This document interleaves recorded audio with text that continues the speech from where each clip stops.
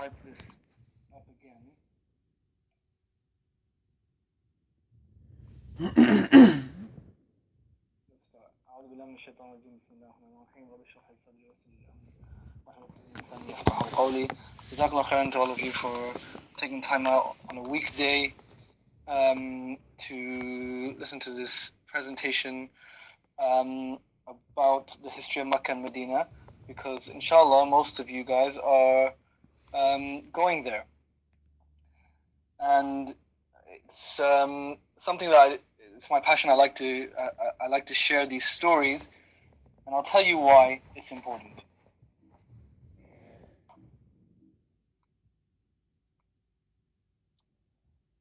So the reason why it's important is completely contained in this one slide. That is a piece of carpet, right? Just a normal piece of carpet, the kind that you would have in any mosque anywhere in the world. And if I told you that that was a piece of carpet in Masjid Nabawi in Medina, you still wouldn't think much more of it. Okay, it's a piece of carpet, but okay, it's a carpet in one of the best mosques in the world. But then if I said, okay, it's a carpet from Riyadh al-Jannah, you'd be like, okay, this is amazing, that's amazing. But I'll tell you a story which will change the way you look at it. And this is why I think history is so powerful, and why it's so important that you have an understanding of what you're going to see when you go there. We all go to Makkah and Medina because, this is tied to the life of the Prophet ﷺ, because we were told to go on Umrah, because it's a virtuous deed, because it's worship. We know that. This is the easy part. It's like saying, why do Muslims pray? Because we have to worship Allah. But what is the deeper meaning behind that? And before I understood this story, I was just, I guess like most people, I would go and say salam to the Prophet ﷺ. I'd go and I'd pray in Medina, and I'd be like, right, so every prayer is like 1,000 times of any other mosque. So I'm racking up the points, inshallah. Make dua, beautiful mosque, big mosque, nice food around the corner. Gonna make it back for here. It's hot. Those are the normal things that people go through. Those are the normal things that people think about. That's what's going through your head. And even though you're there for 3 or 4 days, what you will find very much so, it's very difficult to be 100% of the time in worship mode. And people try that, like, okay, you know what, I'm going to read Sunnah, and I'm going to read some Quran, then I'm going to do some zikr, then I'm going to pray the prayer in Jama'ah, then I'm going to do some more zikr, then I'm going to, you try to do that, but that's not something that you can maintain for very long. And then inevitably you're like, okay, so when's lunch, when's dinner?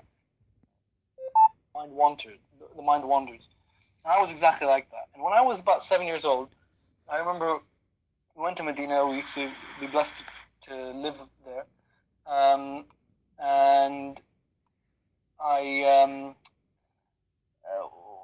we prayed, and then we went and said salam to the Prophet ﷺ. And there's people coming, loads and loads of people coming, and it's moving across. So you go say salam to the Prophet ﷺ, Abu Bakr anhu, and Umar anhu, and then you move across because they're telling you to move along. So I moved somewhere where it was a little less busy, and I just stood there, waiting for my dad and my brothers to come through. And while I was standing there, I was not thinking of anything. I was just standing there, right? Just waiting. There was nothing going through my mind. I wasn't feeling anything. I wasn't thinking anything. And when I came through, then my dad came up to me and he said, "Do you know where you're standing right now?" And it was on this piece of carpet, this actual piece of carpet. And I said, "No, where am I standing?" And he goes, "You're standing where Jibreel alayhi salam came down for the last time, for the very, very last time, came down from Allah subhanahu wa ta'ala with message from Allah subhanahu wa ta'ala, and Allah communicated to a human being, which is the Prophet sallallahu alaihi wasallam. This is the last spot on earth that the revelation has descended." And I was standing on that spot. It wasn't like in a museum case behind glass windows and you can't even see it or really touch it, or does it really exist? I was standing on that spot, and then I moved a step away from the carpet. Now suddenly this piece of carpet isn't just a piece of carpet anymore. Now suddenly I'm like, my imagination is running wild. I was standing right where Jibril alayhi salam was standing, right there, and he was talking to the Prophet sallallahu alaihi wasallam for the last time, and that's it. From now till the Day of Judgment, this is a, this is not going to happen again. My mind was blown, and I was excited, and I wanted to know more. I wanted to know more about Jibril alayhi salam, because I was standing where he was standing, and I wanted to know more about the Prophet sallallahu alaihi wasallam, because what was it like to speak to Jibril alayhi salam? That must be interesting, right? Like, is it just a normal conversation that you have with someone who's an archangel? No. Suddenly everything was different. And that is what I want you guys to experience when you go, inshallah, on Umrah and when you go on Ziyarah. To worship, yes, to pray, yes, to do zikr, yes, to make dua. That's why you're there, to do Umrah, to say salam to the Prophet ﷺ. But you're also there to be inspired, because that inspiration is what's going to change you. That's what's going to motivate you. That's what's going to keep you going. That's what's going to take you to the next level. So that's the whole point of this presentation, inshallah, is this. Is to tell you stories about places that you're going to go to and inspire you and say, wow, that, I didn't, what must have been like. I want you to imagine, I want you to think what it must have been like at that time. So, this is more of the same. Are we missing something? We go, we take Umrah selfies, we pray, and Islamic history tends to bore us, but it should be exciting. It should be more exciting than national celebrations, football team winning, or a concert, where you see that's real enthusiasm, right? I mean, you look at that crowd. There is no one standing, in that library or wherever. Nobody's just sitting there going, oh, I'm a little bit bored, or I'm quietly motivated. They're all out of their seats spontaneously because they are, motivated. So, when you go to Mecca, then let's start right at the beginning. Right outside Mecca is Arafat. And Arafat is where people go for Hajj. And here's just a quick example of how we are so disconnected from what, the stories that Allah subhanahu wa ta'ala is saying. Because listen, Allah subhanahu wa ta'ala, if He wanted to, He would have sent the Quran down in 5 pages, yeah? Do this, don't do that. 10 Commandments style. But He didn't. He sent it down with stories. Because He knows how we work. He's a creator, right? So He knows how He works. And we work through stories. You can tell me 100 times to do X, Y, and Z, but you show me a story, or you show me a picture, or you paint a picture, and I will suddenly be like, oh, that's what you mean, right? There's the famous saying, I can tell you a million ways what honey tastes like, honey tastes like this, it looks like this, it feels like this on your tongue, but until you taste it, and you're like, oh, okay, that was so much more, that was so much better than all the 101 descriptions of honey you could ever give. So this is Arafat. Why Arafat? Why is it called Arafat? Why is Al-Hajj, why is the Hajj Arafat? So the pinnacle, and why does Allah subhanahu wa ta'ala say, no matter, so once in your lifetime, if you are able to, if you're a Muslim, once in your lifetime, He doesn't ask you to go anywhere. He doesn't ask you to even go to, Medina. He doesn't even ask you to go to do Umrah. He asks you to be here. The Hajj is Arafat. Why? Because Arafat comes from Araftu. Araftu means to recognize. And who recognized each other here? Adam and Eve, alayhi salam. When they were thrown down from heaven, they weren't thrown down together, they were thrown down separately across different parts of the world. And they were, you've got to imagine, what was it like? They were scared, right? I mean, if you were the only person, forget about the world, if you were the only person in your house right now, it would be a little bit scary.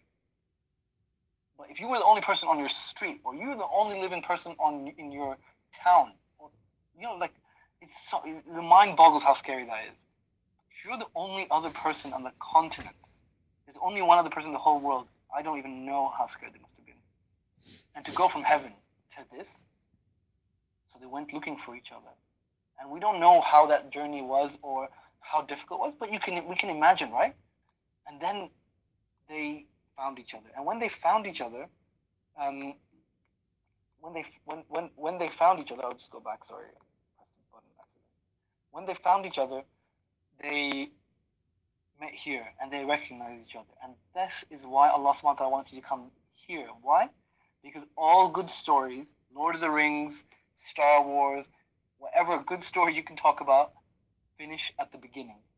You take a story, you start it off, the hero goes on a journey, encounters all these difficulties, they call it the hero's journey, and at the end, he or she comes back to where they started. And this is why Allah subhanahu wa ta'ala wants us to come here, because this is where we started. This is where my story and your story started, right? And this is amazing. And when you think about it, how awesome is it that Islam started here on this planet, at this spot where that white marker is, and somehow, out of all the things that could happen in the world, all the people who could have died, all the people who could have become non-Muslim, anything that could have happened, that message has somehow made it from that spot and that moment to you. How lucky are you? How lucky are we to be Muslim? Everything that could have gone wrong, it was like, it's unbelievable that it's reached us, right? Like if someone told you that, they had like some kind of something with them, like they had some spoon or something with them, or a relic, and that relic you've got it, you're like, oh my God, how did you get it from then to here? But Islam is more precious, and you've got it. So then you think, wow, this is awesome. And then when you are there, then you make dua in a different way. When you understand that, when you think, wow, I am really lucky. Like maybe Allah subhanahu wa ta'ala hasn't given me wealth, maybe He hasn't given me looks, maybe He hasn't given me this or that and the other, but somehow, whatever else He hasn't given me, you've given me Islam, and you've made sure that it's somehow through everything it's reached from there to me today. You're incredibly lucky, and your du'as will be more powerful, and your tears will be stronger, and you will want more. So this is the beauty of knowing what's going on, right? So when you go for Umrah, when you land in Jeddah, it's a town called Jeddah. Why is it called Jeddah? Jeddah is Arabic for grandmother, and because our grandmother, Hawa Islam, is buried in Jeddah. And this is her grave in Jeddah. It's boarded up, but it's there. And now I'm going to tell you a little bit more about Makkah. Now, we know the story of Makkah, right? We know, Ibrahim Islam, Ismail Islam's story. But think about it again. Now, don't just know the story. Imagine the story, because you're there. You're where it happened. You're not, in England, sitting here reading about it in a book or online. You're there, where it actually happened. And now think about it. When if a baby's crying, the mom gets very distressed. No mom just sits there happily and lets the baby cry, especially when it's in thirst. Baby's crying out of thirst. And Hawa Islam ran from Safa to Marwa, and we do it as well, right? 7 times. Why did she do it 7 times? I never understood it. Why did she do it 7 times? Like the first time you do it, you would realize there's no water, right? I went on Safa, there's no water. I went on Marwa, there's no water. Give up. Why did you have to do it again? And I only realized it when I had my own children, and they were thirsty or they were upset. Like, you don't act out of rationality. You're irrational. You act out of desperation. If you lost your car keys and you are running late, I bet you will we'll all do the same thing. We'll look in the drawer that it was, and then we'll put it back. And then we'll go back 5 minutes later and we'll look in that drawer again. It wasn't there the first time. Why would it be there the second time? Because that's what human beings do when we're desperate. We look a second time, look a third time. Are you sure I wasn't there? That's exactly what Hajar was doing. She was running. And back and forth, the same thing, because she was desperate. And in her desperation, Allah subhanahu wa ta'ala sent an angel, and the angel dug a well with the tip of its wing. How awesome is that? An angel digging a well. And where did it dig the well? You can go and stand in that spot. It used to have this sign, Bir Zamzam. That sign, where I'm pointing to over here, that means the well of Zamzam. That sign is gone because people used to congregate there. But if you go to the door of the Kaaba and you walk about 100 paces, or 100 to 200 paces, and to a little bit to the right, then that's where you'll find the location. And just stand there for a second and imagine what it must have been like, because an angel dug a well there, and it didn't. This well was dug to save the life of a prophet, Ismail Islam, and it was dug to bring the glad tidings of another prophet, the Prophet Muhammad Sallallahu Alaihi Wasallam. And this is until about 60, 70 years ago, the well was pretty much like this. It was literally a well. You would put your bucket down and drag it out, and now it's all mechanized and stuff. And now, now Zamzam well looks like this, right, for us, like this. You just drink the water. But don't let that desensitize you. Don't let it make it realize that actually there's a real well there. This is not Evian, the bottled in a factory, or Volvic. This is real water from a real well that was dug by an angel and has so many specific properties, and we know what the properties of the Zamzam water are. And then this is a picture. I thought this was quite funny. Shaitan 1950 was about this big, and I remember it being just a little bit bigger. And now Shaitan 2013, bigger, better, stronger. Probably a metaphor there. But yeah, Shaitan is growing as we are as well. Maqam Ibrahim. This is really interesting. Until only literally like 50, 60 years ago, no, you wouldn't be able to see the Maqam Ibrahim. What is the Maqam Ibrahim? Maqam Ibrahim is a jewel. And there's two jewels from Jannah on this earth.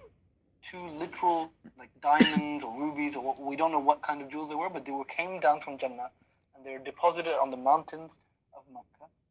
And one we all know is the black stone, and the other is this, the Maqam Ibrahim. It's the place that Ibrahim a.s. stood on to build the Kaaba, and it's got his feet imprints there. And Allah subhanahu wa ta'ala has told us that He's taken away the shine from this jewel. He makes it look like a rock, because if He didn't, the world would go blind. Just filled with light. That's how awesome Jannah is. So have a look at it. You can see in this picture, this is the Maqam Ibrahim, because it was renovated recently. Actual stone from Jannah. That is the actual footprint of Ibrahim a.s. It's really nice. It's really interesting. When you go, you can make a real connection with Ibrahim a.s. And then you can read about, how he was an ummah in himself, how he was a friend of Allah, what trials he went through. Like, how lucky he must be. Like people talk about royal families. Well, is there a family more royal than Ibrahim a.s.? Who's pretty much every single prophet we know of was from his line. So then, it's very good to see it and to make that physical connection. But you know what's more important about Maqam Ibrahim? Let me go back a little bit. Maqam Ibrahim was the favorite place. I'll show you this picture so you guys can see it. Was the favorite place. You want to know where the favorite place of the Prophet ﷺ liked to pray? Right? Like there's a favorite spot. Everyone has their favorite spot in the masjid. This is my spot. You always end up praying in that spot. Well, the Prophet ﷺ had his favorite spot in the Haram. And wouldn't you want to pray in the Prophet ﷺ's favorite spot? It was the Maqam Ibrahim, right behind it. That was his favorite spot. He loved to go there. He loved to pray there. So when you go, pray there. But here's a trick. This, where the Maqam Ibrahim is right now, isn't really where it was when the Prophet ﷺ was around. Because the Maqam Ibrahim used to be right next to the door of the Kaaba. It was put over there. And then what happened was a flood came and it got washed away. And Umar Anhu, they found it again, like down the road in Mecca. And Umar Anhu, he brought it back and he said, you know what? Because everyone wanted to pray where the Prophet would love to pray, so Umar Anhu had a very brilliant idea, because Umar Anhu is brilliant. And this, again, you learn a little bit about Umar Anhu like this. He was like, no, don't put it back where it was. Put it somewhere a bit further down. Put it here. Because we all know that that's where the Maqam Ibrahim really was, and that's the real spot the Prophet ﷺ liked to pray in. But the people afterwards, they won't. But if people prayed there all the time, you can't do tawaf. It becomes very difficult, right? So we put it over here. Most people, they won't have a clue. They'll just continue praying back over here, and everyone can get on with tawaf properly. How genius is that? That is just like next level brilliance. And that's why every time you're doing tawaf, you will find that you're in the middle of tawaf, and right in the middle of tawaf, there's someone just standing there reading 2 rak'ah sunnah. And you're like, what is wrong with this guy? The whole mosque you can pray in. Why are you praying right here? You're disturbing everyone from doing tawaf. And that's what I used to think every single time. I was like, there's some people that are so inconsiderate. They're just praying right in the middle of where everyone's doing tawaf. They're not inconsiderate at all, but because they know what I didn't know. They know that that's the favorite spot of the Prophet to pray. So they prayed there. Right over here. In front of the door of the Kaaba. Just, so now you know. So you can pray there. Maybe choose a quiet time when it's hot. Okay, so I'm going to speed up, inshallah. And I hope I'm getting across like the message, right?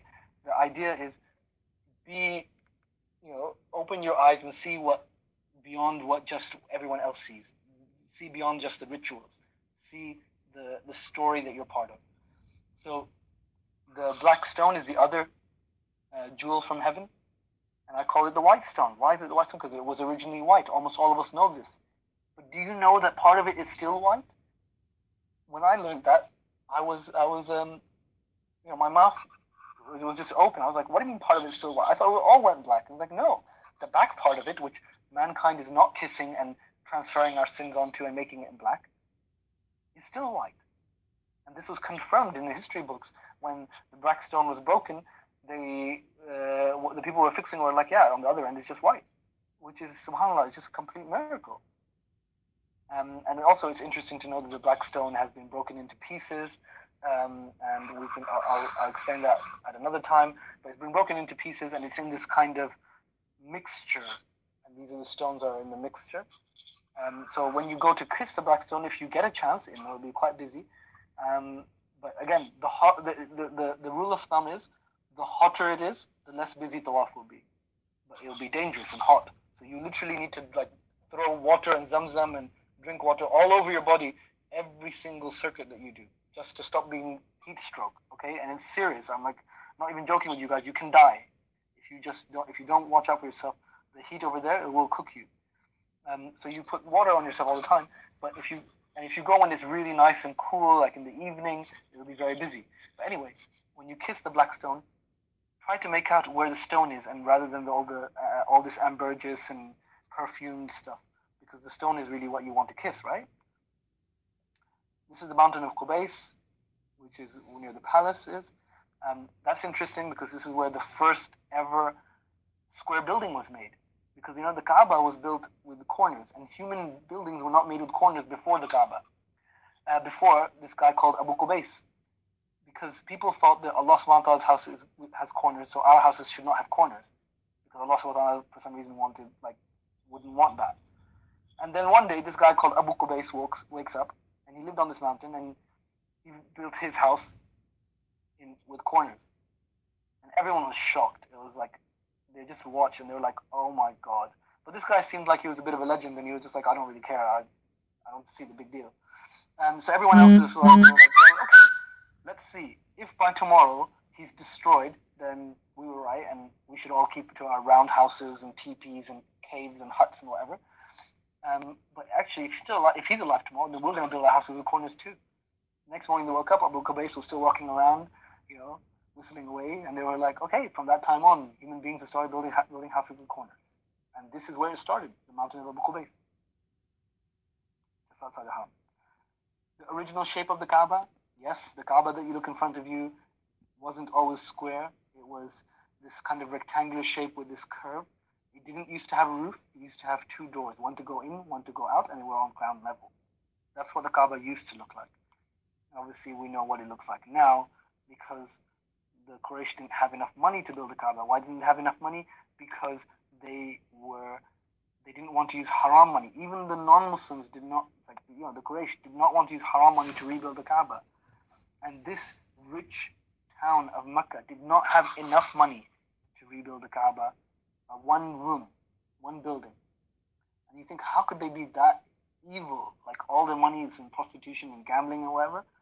And actually, if you think about it, if we ask the Muslim Ummah, let's make one building, but not use any money from gambling or interest or anything haram, I think we would struggle today too.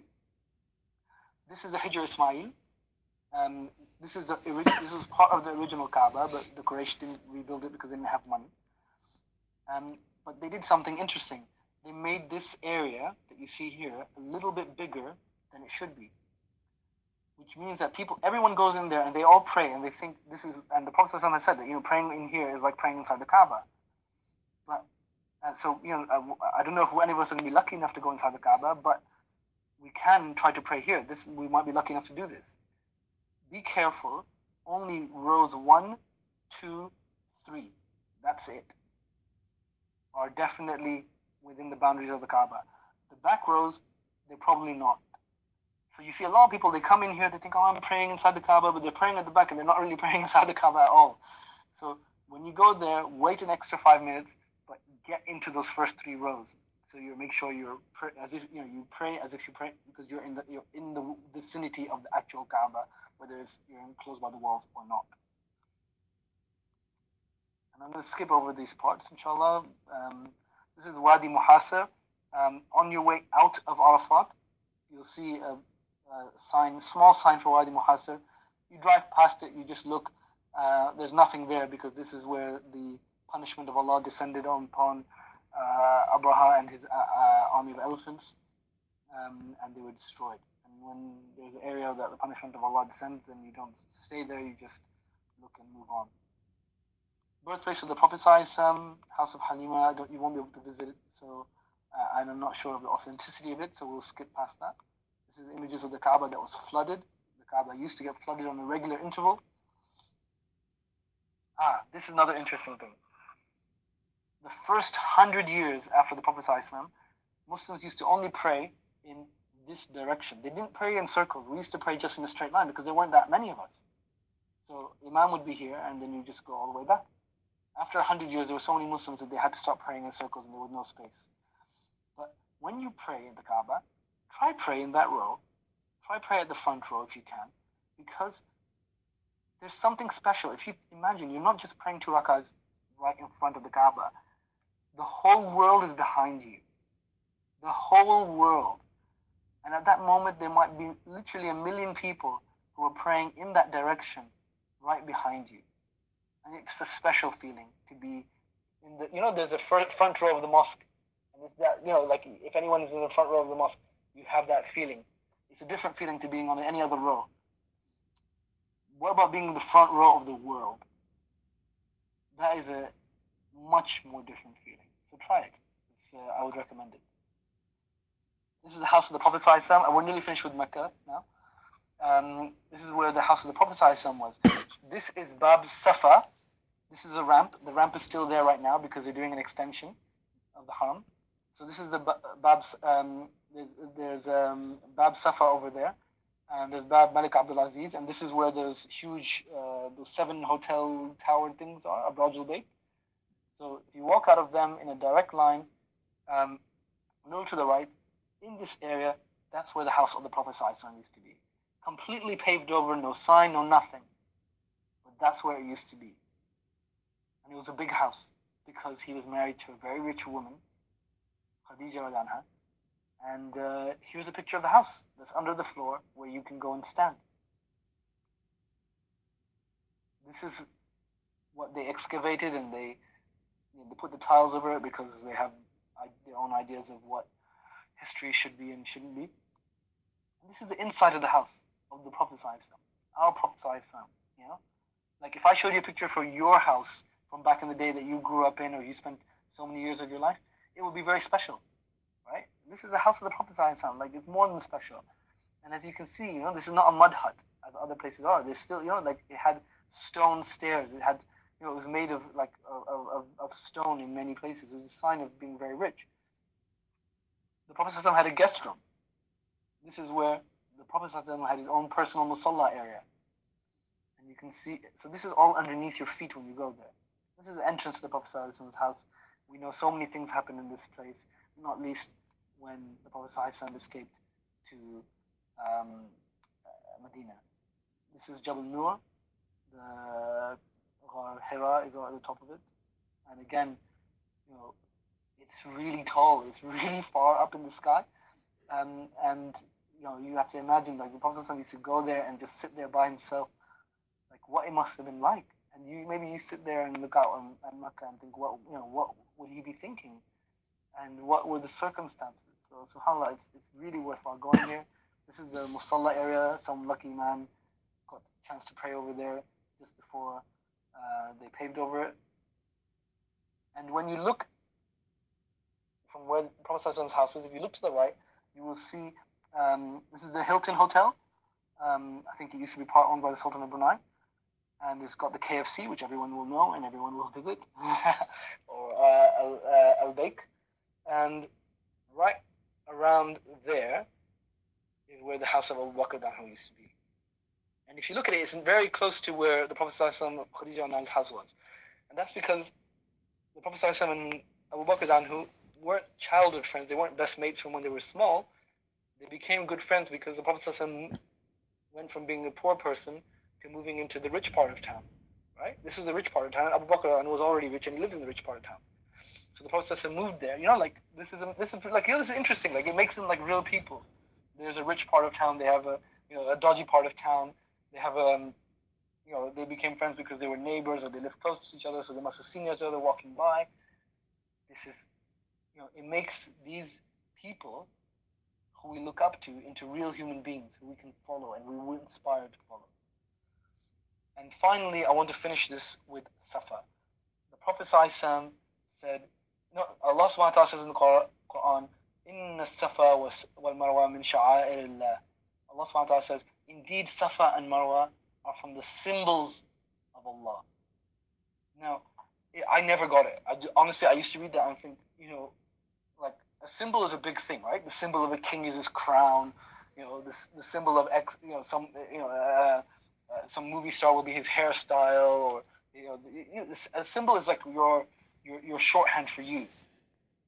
I was like, why in the world, out of everything Allah subhanahu wa ta'ala could have chosen to be a symbol, did he choose these two mountains? They're not even mountains, they're like little hills. You could have chosen Mount Everest. Why did you choose this? And I never got it until I realized that I didn't know anything about Safa and Marwa apart from the fact that I'd run between them. When Safa, this mountain that you go on, and you will go and you will do Umrah, and you will go up and down this mountain, the number of things that happened and will happen at this mountain, at this little hill, is enough to write a book on. It's changed not only your life, it's changed the world not 1, 2, 3, 4 times, has changed on this little hill. On the edge of this hill, when Islam, on the edge of this hill, Islam was taught in secret. Just when you come off Safa, and on the right is where Dar al-Arqam was, the house of Arqam, where the Prophet ﷺ and the Sahabas used to secretly meet, and the Prophet ﷺ would teach them about Islam. This is the first university in the world, the first college, and the best. Literally, Allah to the Prophet ﷺ, Prophet ﷺ to these people. How lucky were they? But more importantly, it's right there. You can stand there and you can think, like what lessons were they learning? How was the Prophet ﷺ teaching it to them? How were they how were they incorporating it? And then that was at the beginning of Islam. Then this hill is where Allah subhanahu wa ta'ala told the Prophet ﷺ to go and announce the coming of Islam in public to the whole of Mecca and therefore the world. And when the Prophet ﷺ stood on this hill and said, Ya Sari al-Jabal, he called the people of Mecca and he said, they came running. When anyone goes on that hill and calls the people of Mecca, they would drop what they were doing. They would drop things in their field. They would just stop everything and run, because that means something important is going to be said. And then the Prophet ﷺ told them about Islam, and this is when Abu Lahab said, cursed the Prophet ﷺ, and then Allah subhanahu wa ta'ala cursed Abu Lahab. And this is where the world was divided into Muslim and non-Muslim. Because everyone from that minute on, every single person was given a choice. You follow Islam and Tawheed, or you don't. There's nothing in between. So this is the spot. Now you think, wow, Safa is not just this. So the world changed. And the Prophet ﷺ stood on this mountain and changed the world from that. Okay. And then it didn't just change like that. Years later, when the Prophet ﷺ returned to Mecca, in the greatest story that ever happened, like getting thrown out of your town and chased out and you're going to be killed, and then returning head of a victorious army to the same town. Where did he go? Abu Bakr, Abu Ubaidah, Khalid bin Walid, you will all meet at Safa. You enter from different parts, but everyone will meet at Safa. So at Safa, the Muslims came back, and this is like the ending of the movie, the climax. The theme tune will be playing, and it'd be like, everyone would be getting, oh my God, this is amazing. This is the best ending ever. That's the ending of the movie, is right here. And the Prophet ﷺ, and Abu Bakr, Umar, Ali, Uthman, Khalid bin Walid, the greatest of the Sahabas, all standing there on this hill. Because The Prophet told them to stand on this hill. And you're standing on this hill too. That's cool, right? That has got to be cool. It's got to be worth something. You'd be like, wow. And then the Prophet had conquered Mecca once again. The Fatah Mecca, the conquest of Mecca took place on this hill.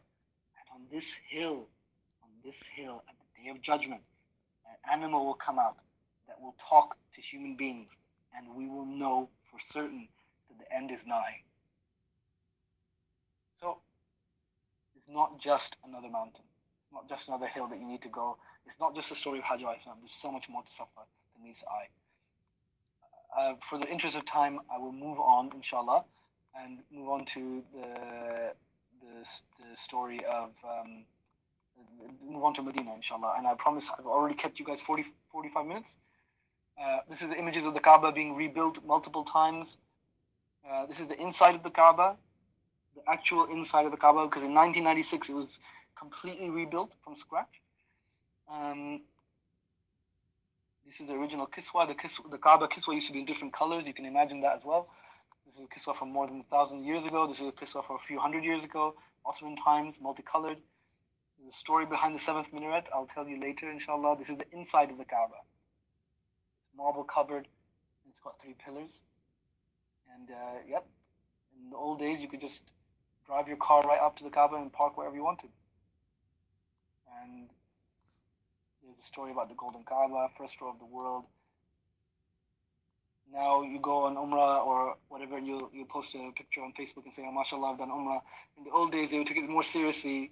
If you went on Hajj, you had to bring this, and your Imam would certify, and the person over there would certify that you were Arafat, and you did this, and you did that, and you were son of this and son of that, and you were a good Hanafi Muslim or a good Hanbali. And they took it more seriously in that time. And I'll finish with one story, just finish the Makkah part. And just, if you guys need to leave, tell me, please, so I know how quickly I need to finish the second part. We're telling you a story that my grandfather told me. When he was young, in India, good Muslims would not go to the cinema. They still probably shouldn't, but anyway, good Muslims didn't go to the cinema. Definitely not in India. Definitely not back in the 30s, 1930s. But you had to have a certain amount of money as well to go to the cinema, right? Like people need money for food and drink. Not they don't have that much money, excess money. Muslims are generally poor.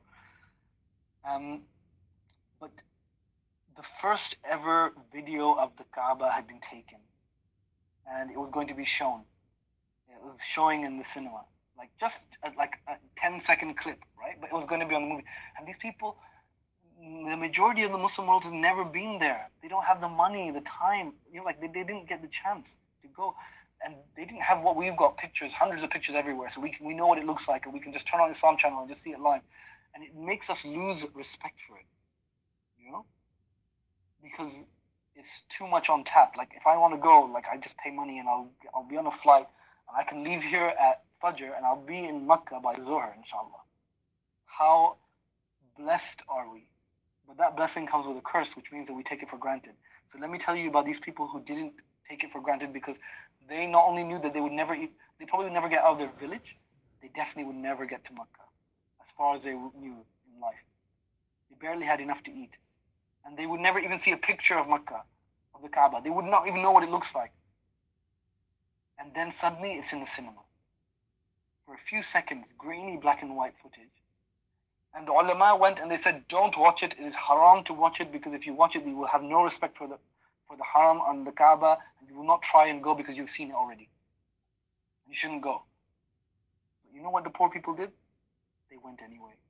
They saved up. Some of them went without food for days. They kept their children hungry. They did what they could because they just wanted to go. They had to watch it. They're never going to make it. They needed to see the Kaaba for once in their life. And my grandfather went as well. And he said it was full. The cinema was full of Muslims. The room. And they were on the floor and in the seats and everywhere. They didn't sit down. They did like beggars and farmers and laborers.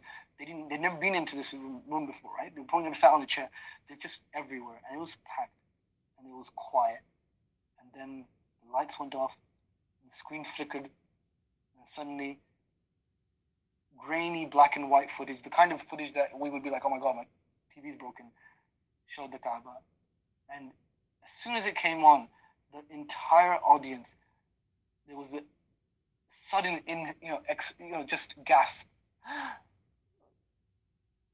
And then they started to cry. They all started to cry. Because this is the high point of their life. They never thought they would see it. And now, with their own eyes, Allah subhanahu wa ta'ala had let them just look at the image of the Kaaba. And they all started to cry. It was 5-10 seconds. And he said that we all just sat there and cried like babies for ages. That is a level of respect that we don't have today. We should get that back. And maybe learning some of these stories will help. Okay, I'm going to move on to the next presentation. Does anyone have anything they want to say, or if people need to leave, then I will try to speed up, inshallah.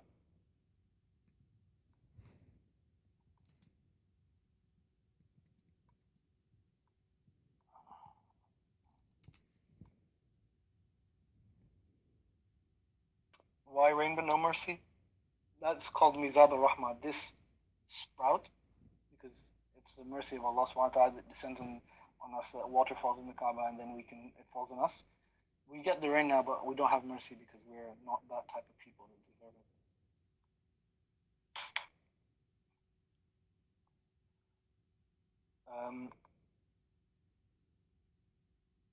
it. I promise I will try to do this in the next 20 minutes, inshallah. Is that okay with everyone?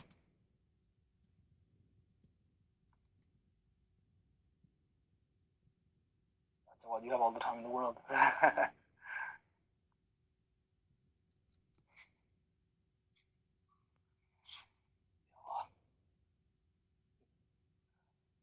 Okay, Jazakallah khair. Thank you. Sorry, I really feel bad for overrunning. I do apologize. I will definitely keep this a bit shorter. Okay. Medina, secrets of Medina. So you go to Medina, and you've been to Mecca, and again, Medina is this awesome place, and like the more I learn about the Ottomans, the more I just get impressed by these guys. These guys are just beyond awesome. They're amazing in ways that we just can't imagine. So let me show you something. If you went to Masjid Nabawi, you would be, like, how do you solve this problem? You have a place that is both a museum and a mosque at the same time, right? Because if every step of Masjid Nabawi is steeped in history, every inch of it is full of like stories that you can tell. And if they put up a sign for every single thing, then there will be nothing but signs everywhere. How can you pray there? How can you concentrate? How would it be a mosque? How can the same space be a mosque and a masjid? A mosque and a museum? And the answer is the way these guys did it, because they're geniuses, absolute geniuses. They created signs, hidden, secret signs. Look at this. The Ottomans loved symmetry, right? If you go to the Blue Mosque, 3 minutes here, 3 minutes there, 3 domes here, 3 half domes there, everything is symmetrical. But not Masjid Nabawi. Why Masjid Nabawi is not symmetrical? Why are these red and is this clear? Did they just run out of the red? Why is that black dot, that's a yellow dot? Why does this have a black border? This has a white border. What is this gold trimming that doesn't seem to be really anywhere? This is a double pillar. These are single pillars. This color carpet, that color carpet. It's just, there's so much going on, right? Like, it's just a mishmash. That's what I used to think. And then I realized, no, these are all signs. These are secret signs. If any of you watch the Da Vinci Code, it's like when you're walking there, you can't see, nobody sees the symbols, but when you turn on your brain and you think, wait a minute, suddenly all the symbols kind of come out at you, like, like a beautiful mind, or like everything's just coming off the paper. You're like, oh my God, these are codes that I can see that other people can't. That's what it's like in Masjid Nabawi. Masjid Nabawi is literally like that. When you're praying, you can concentrate because you're just in a mosque, you're in Masjid Nabawi, and you're praying and you concentrate and you can switch off. And when you're not praying, you can switch on And you can see all these signs, and you can be like, oh, so that's what that means, and so this means.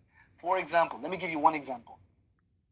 This gold trimming is there because that is the original height of Masjid Nabawi at the time of the Prophet. So you can get an idea. What difference does it make? Like, who cares what height was at the time? I care because I want to know what it was like. Because the more I get closer to knowing what it was like, the more I can understand what they were like and what they felt, and the more I could try to be like them. I can understand what they were like. Why would if your dad tells you, "Beta, don't do this," right? You probably listen to him more than the Prophet who said, "Don't do this." Why? Because your dad is real. You see him day in, day out. He's inspired you. You want to follow him. You want to look up to him. But the Prophet son, yes, he's the greatest man in the world. But do I really know him? I know he's amazing. But what's amazing? I've never met him. You can't relate. But this is how you relate because you try to find out more and more. So let's go back to the beginning of the presentation. Like I said, I'm going to keep it short, inshallah.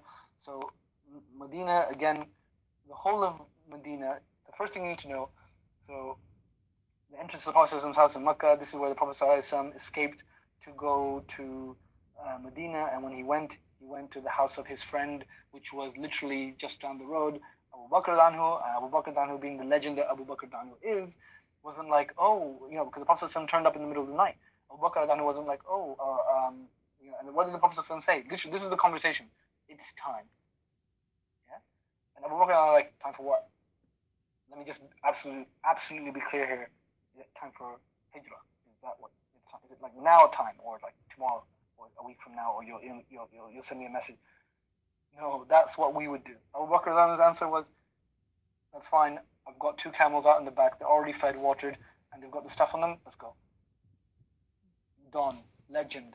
Because Abu Bakr anhu was like, I know this is coming. You know this is coming. And when it comes, I will be ready day or night. And the Prophet ﷺ just needs to walk through the door. And when he does, I will be ready to go that very second.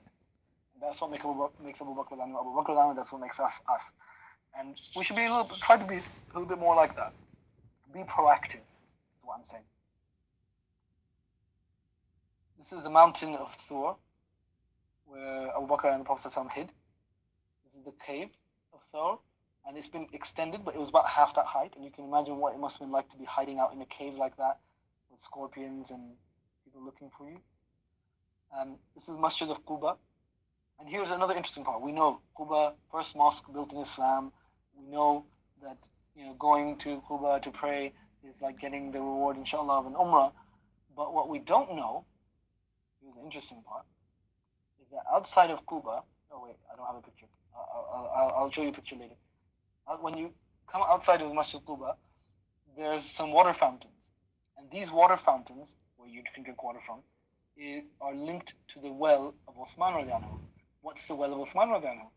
When the Muslims were suffering because there was one big well in Medina where everyone would go and get their fresh water to drink, and it was owned by a Jew, and he charged a lot. So the Prophet wanted someone to help out the Muslims, and Uthman offered to pay the Jew for half the well. So one day it would be Uthman's well, the next day it would be the Jew's well, and so on and so forth. And the Jew said fine. And then Uthman on his day said everyone can have the water for free. So basically everyone came and got twice as much water on that day, and on the day that the Jew had the well, nobody came to get the water because he was charging for it. So obviously the Jew was getting no money, and he was very upset. And I'm not saying Jew in a derogatory way. I'm just saying like that is his religion.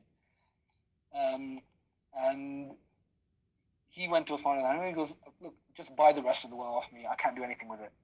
So Uthman did. So it was known as the well of Uthman, and the people were incredibly grateful. The Prophet ﷺ had a ring made with his seal. This is like no ordinary ring. This is the ring of the last prophet. This is the seal of the prophets. Seal squared. And when he died, Abu Bakr anhu took the ring off his finger and put it on his arm. And when Abu Bakr anhu died, Umar anhu took it off his finger and put it on his arm. And when Umar radiallahu anhu died, Uthman radiallahu anhu took it and put it on his arm. And when Uthman radiallahu anhu, 6 years into Uthman radiallahu anhu's reign, Uthman radiallahu anhu was caliph for 12 years. The first 6 years went swimmingly, absolutely brilliant, business as usual, victory, victory, victory, everything's growing, brilliant.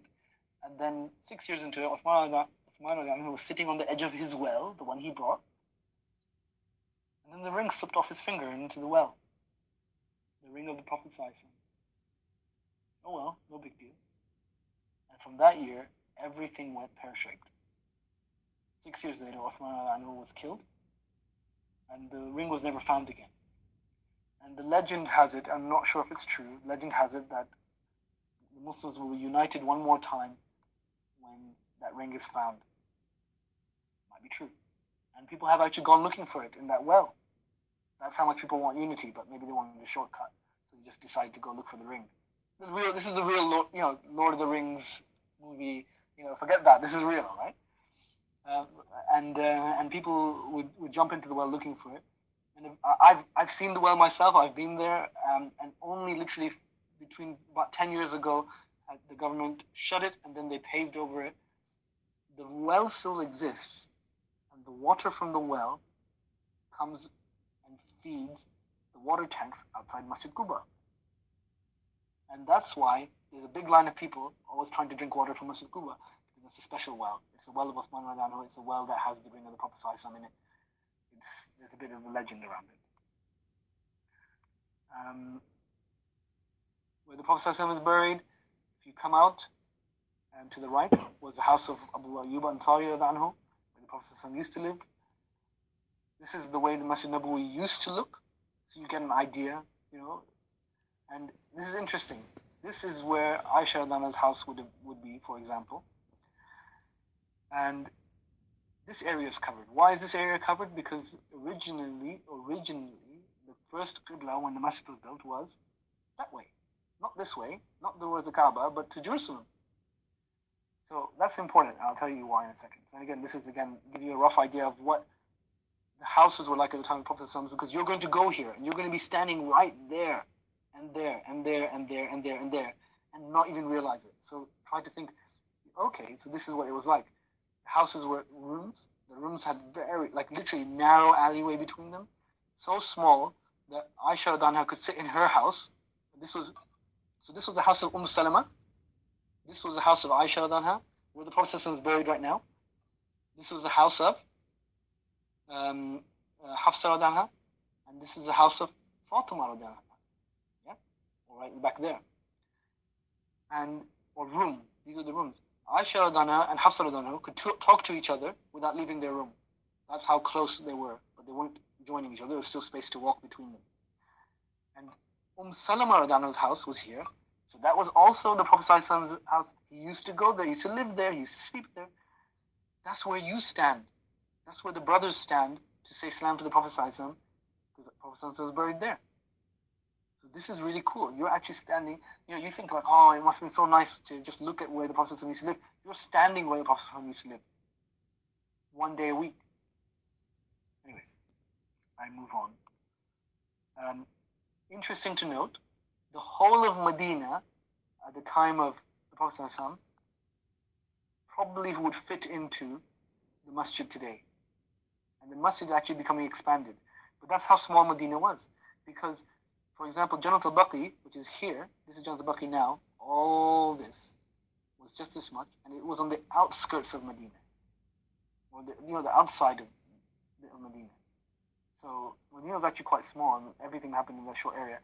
This is Masjid Nabawi at the time of the Prophet ﷺ is there.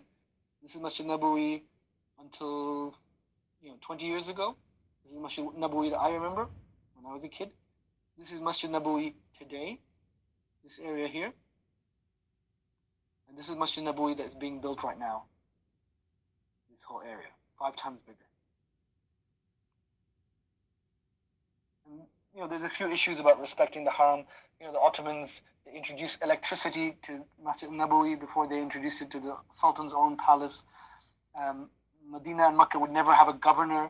They would have a custodian. That's where the idea of custodial to holy mosques came from the Ottomans, because they said, no, nobody is a governor of Medina. They would never fly their flag in Medina. Nobody would be allowed to build a house that was taller than the dome of the Prophet in Medina. And the dome didn't used to always exist. Actually, for most of the time, there was no dome.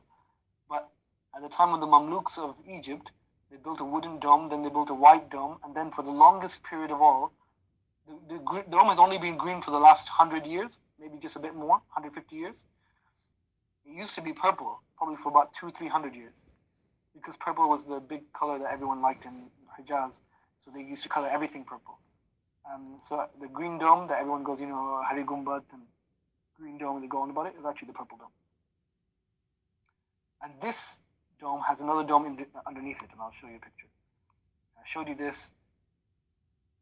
These are loads of domes over here. Each of them have a story, or they're above a location where a story took place. You will see these pillars on the sides.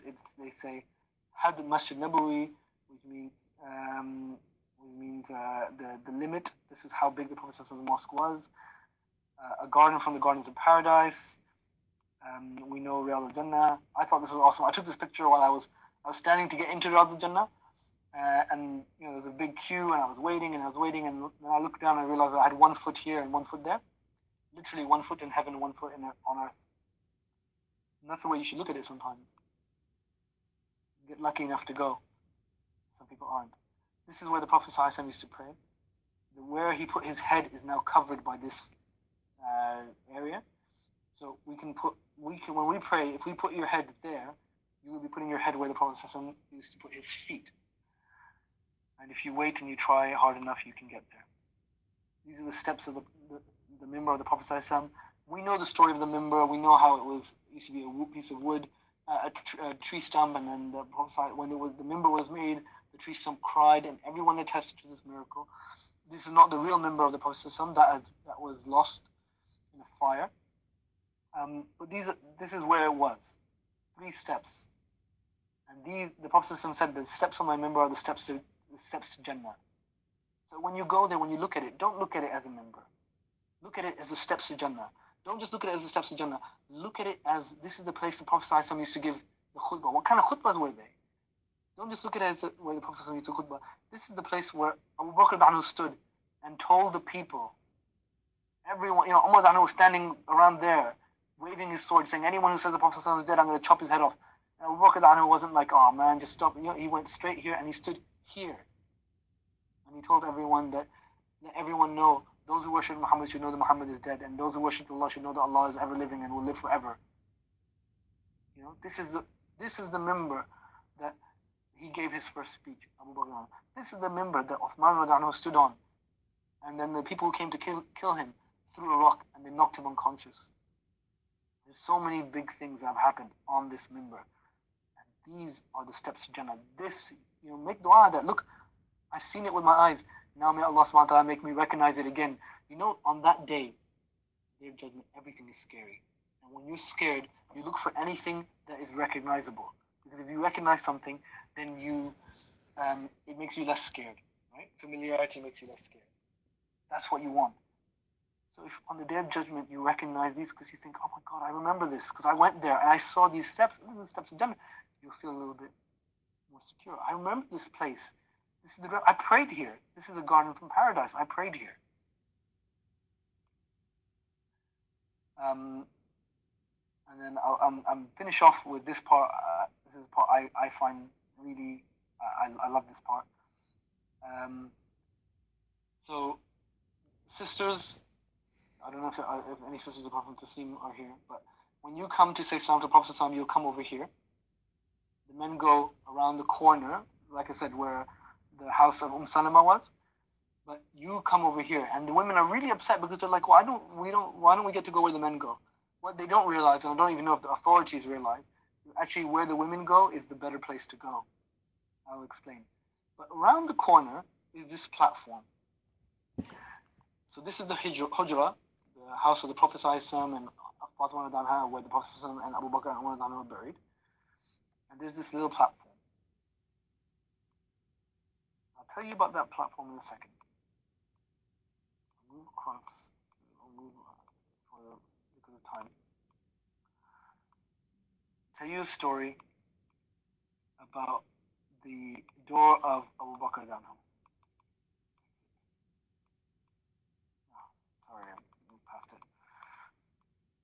Before the Prophet ﷺ died, everyone used to have a door that led onto the Masjid Nabawi, right?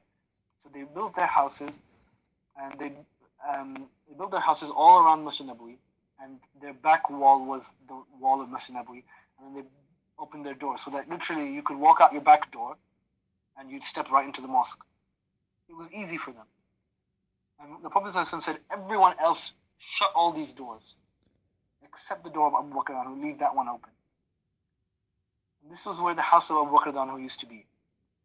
So this is the gate of Bab Salam, the gate of Salam. 1, 2, 3, 4. Between pillar 4 and 5 is where the gate, house of Abu Bakr anhu used to be. And his door was left open. And ever since then, this is so cool. Every time the masjid has been expanded, even though the house is gone, they would expand it, make a wall, put a door there, and where the door of Abu Bakr anhu used to be, put a door and open it and say, this is the door of Abu Bakr anhu, it should remain open till the end of Day of Judgment because the Prophet said so. And even till this day, you will find after Isha prayer that people will start shutting down Masjid Nabawi, and people will say, go home, and the doors will close, and you think, oh, it's shut now. It's not like the Haram open 24/7, I'm going to go to sleep now. No. The door of Abu Bakr, this is the door, Bab Salam. Next to it is Bab Abu Bakr. And that door is open 24/7 because the Prophet ﷺ left it open for us. He left it open. So if you walk around Masjid Nabawi and you come to Bab Salam and Bab Abu Bakr Siddiq, it will be open. You can walk through 24 hours a day. And come back here at 2 a.m. And what you will find is something amazing. You will find this. Oh, I hope I have the picture. Let me find it. Sorry.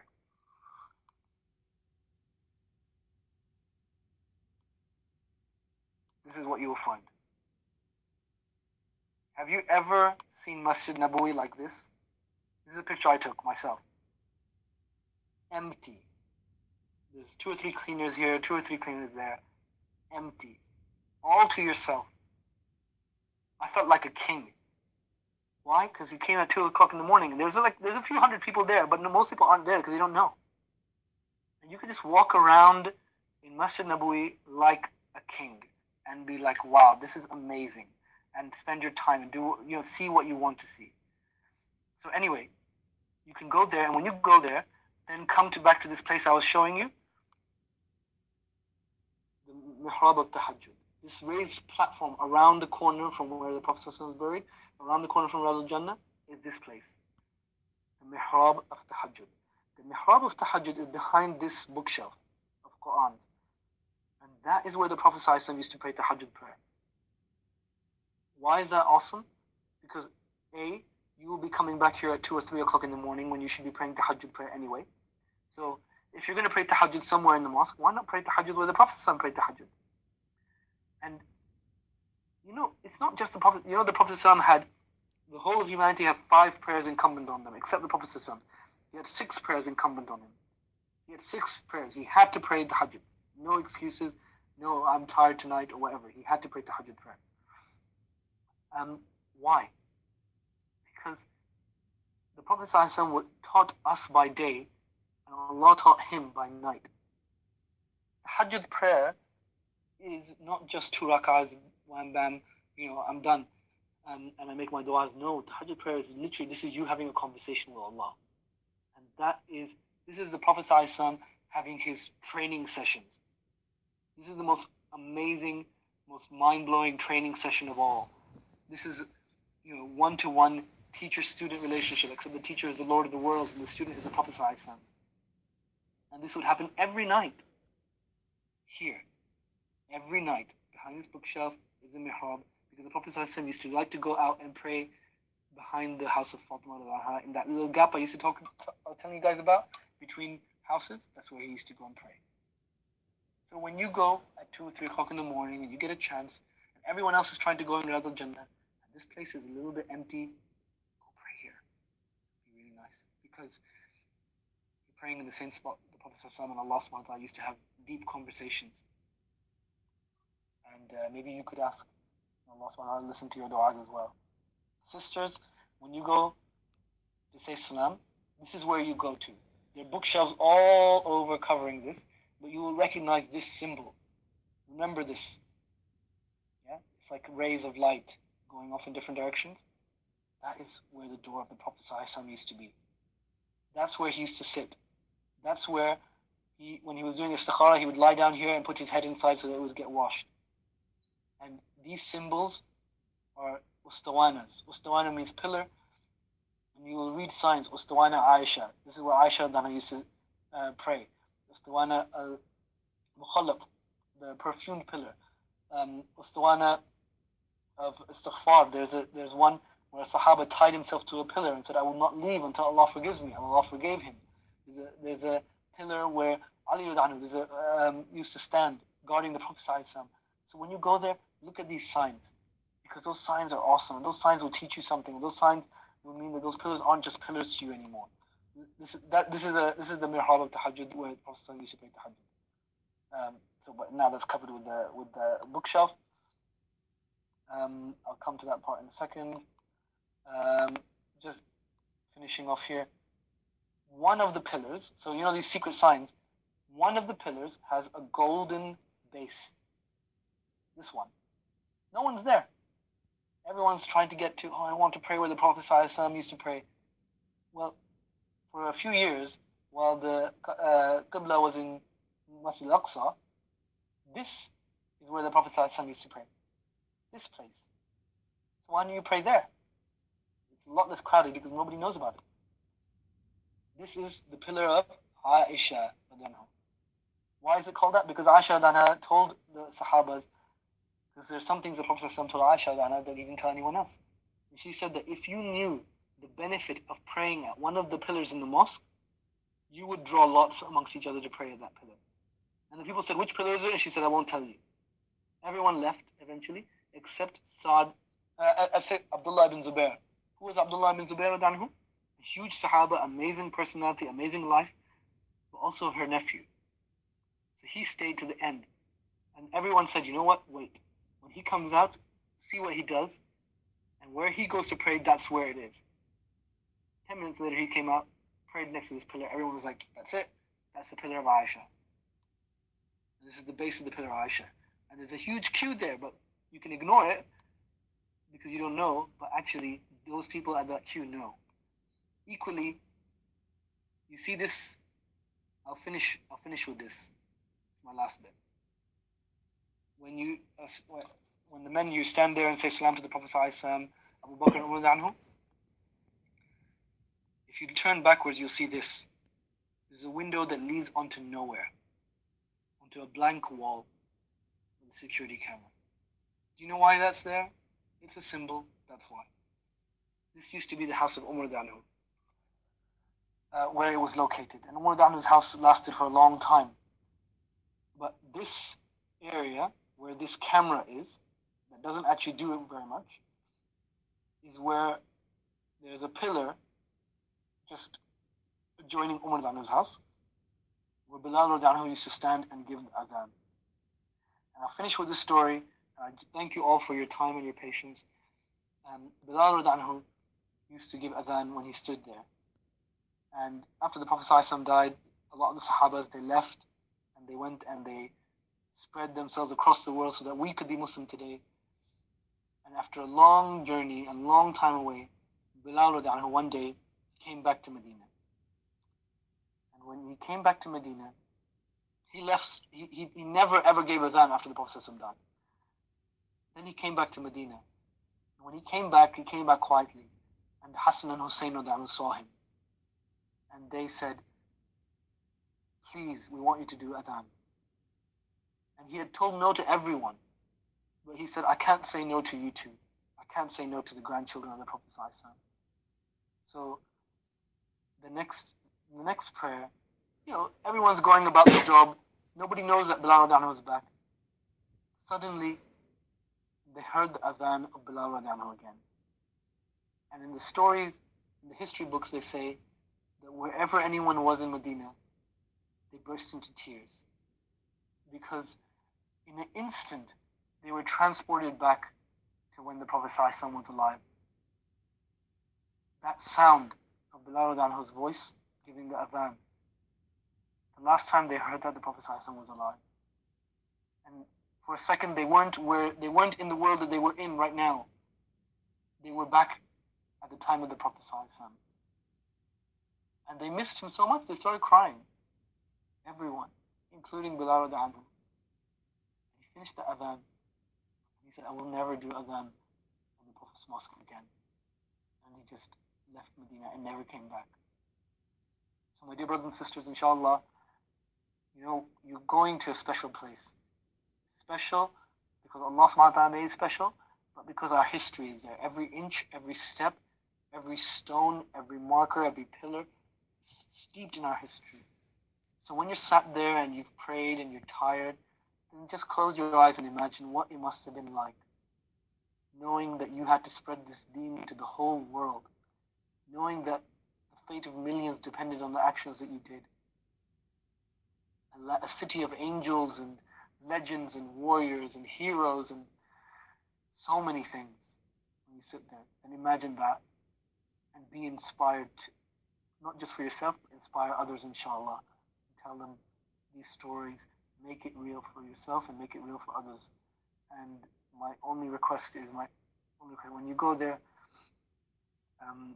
please make dua for myself that I can get to go there and I'll be lucky enough. Make dua for the Muslims and say, please pass on my salams to the Prophet. And jazakallah khair to all of you. I really hope that if I've said anything wrong, that you forgive me. If I said anything right, then it's from Allah subhanahu wa ta'ala. And please do remember to ask me dua for you. Jazakumullah khair.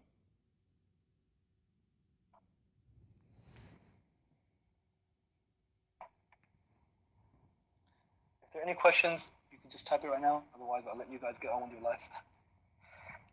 Jazakallah khair for that, bro. You just made that so real for all of us, honestly. I'm not even going, but I'm just missing it so much already. So I really appreciate you taking your time out to do that. Thank you, Shamsa. That's nice of you to say so. When are we making a book like this? You can't just keep this information to yourself. Yes, please make dua. I put this into a book quickly. I want to put it into like a guidebook and an app so that people can go and you can you don't have to rely on just a few words.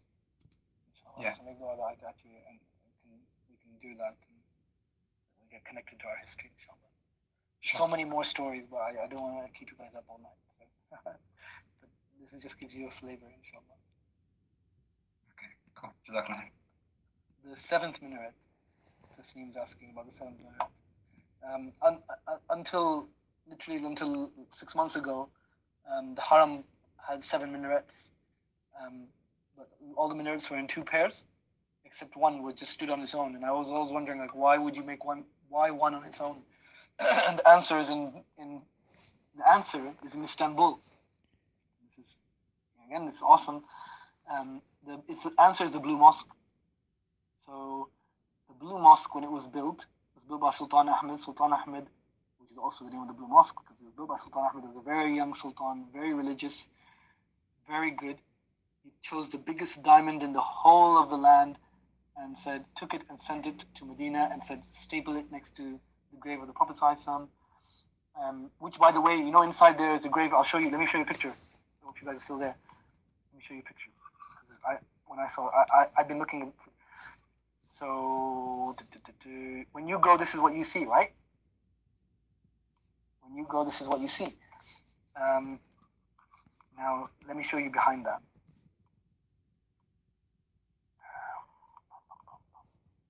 This is the actual robe of the Prophet ﷺ that he gave to Uwais al-Qarni. It's in Istanbul. It comes out only in. This is the hair of the Prophet ﷺ. If you see it, say durood on him. Muhammad.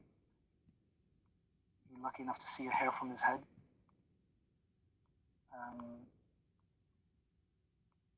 Where is it? Oh, sorry. I'll tell you 2 more things. Sorry, I'm really, really sorry. This is Jannat al-Baqi. If you want to go to Jannat al-Baqi, the best time to go is at night, because that's when the Prophet ﷺ would go. After everything was finished, he would go to Jannat al-Baqi. Why did he go to Jannat al-Baqi? Obviously, you say salam to the grave, but the Prophet ﷺ was really attached to Jannat al-Baqi. Why?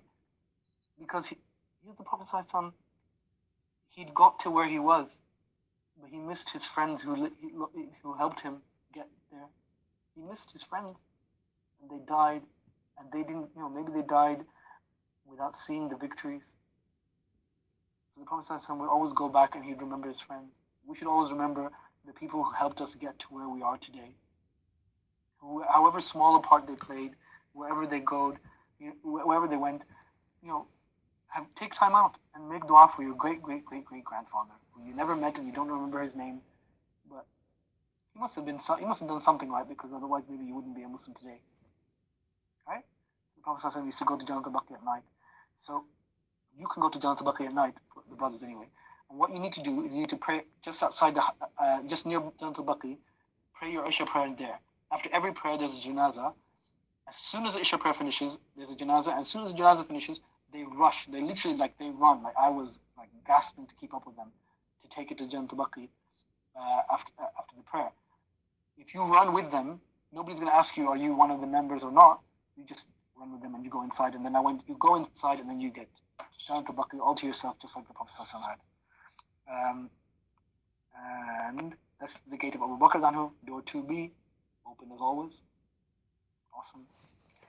This says, this is the door of Abu Bakr anhu. Open.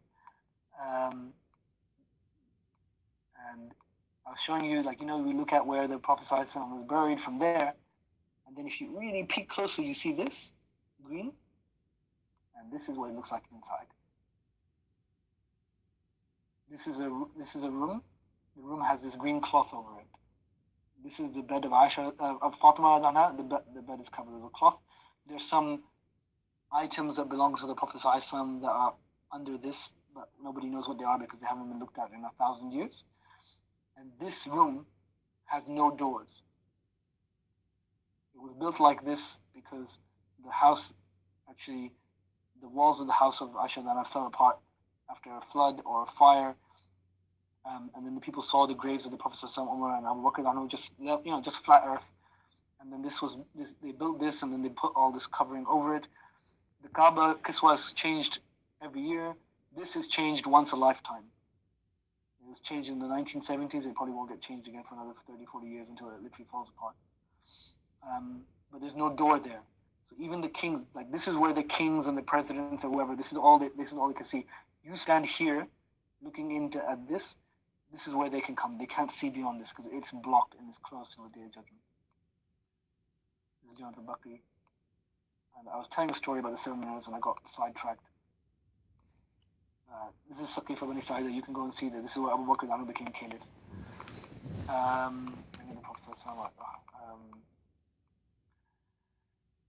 So the Sultan Ahmed asked for this big mosque to be built. And he told, make it out of gold, altın, in Turkish. And the architect, maybe because he on purposely misheard or he misheard him, but he made 6 minarets instead, which is alti and altın. They're very similar words, gold and 6 in Turkish. So nobody thought much about it. He built 6 minarets for Sultan Ahmed Mosque, the Blue Mosque, as you can see every day, whenever you go there. But this was a big tragedy because the ulama said that only Masjid al-Haram can have 6 minarets. No other mosque can have 6 minarets. So then people were like, okay, well, we'll break one of these. And then they're like, you can't break a minaret. That's really terrible. Well, we can't break it, and you're not supposed to have 6 because only the Haram is supposed to have 6. What can we do? And then Sultan Ahmed being Sultan Ahmed was like, well, give the Haram a 7th minaret. And no mosque in the world should have 7 minarets, which is what was the case until about 6 months ago. So that was the story of the 7 minaret. Anyway, like I said, I'll continue telling stories until all of you fall asleep.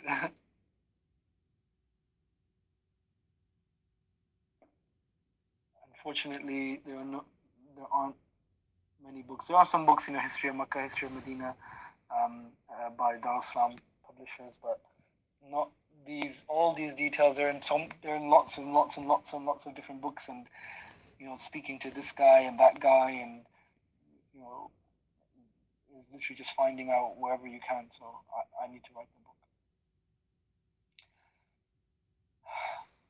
Okay, Jazakallah khairan. He said saying regarding Salam to the Prophet, it is in fact better for women.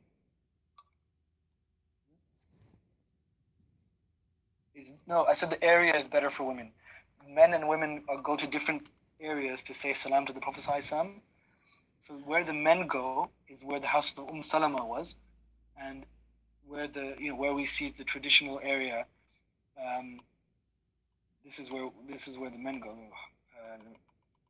Sorry, better to visualize it.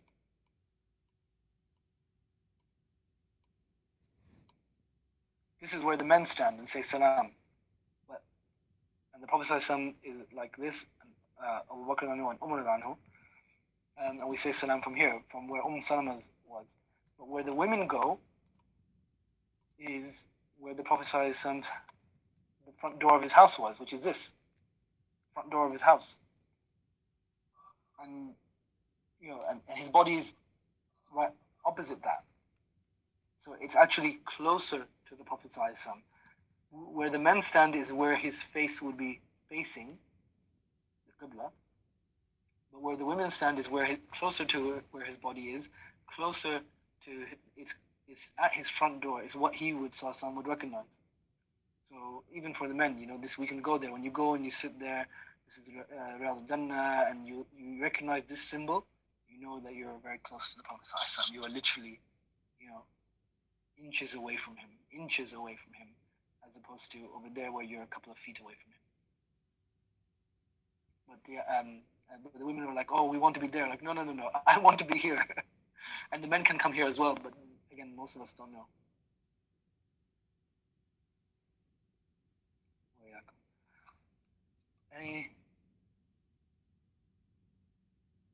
You said 7 minutes until 6 months ago was another mosque built with 7. No, they're extending the haram as well. So a lot of these signs are going to disappear. They're going to break them, so that they don't exist anymore. And they've got rid of the 7th minaret situation, and they're making dozens of minarets. Okay. Any other questions?